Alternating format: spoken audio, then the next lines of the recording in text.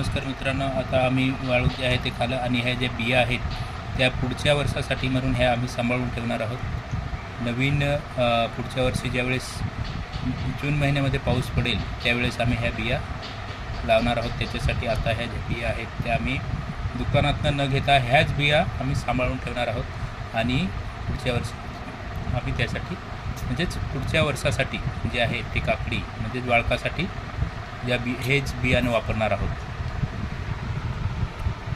तसंच ही आपली आंबाडी, सगळ्यांना प्रिय अशी आंबाडी बघू शकता मित्रांनो। आंबाडी जर आपल्याला आवडत असेल तर जरूर आपल्या व्हिडिओला लाईक करा। आणि ही आहे ती काळी जी आहे ते छोटे छोटे वाळकं आहेत ही।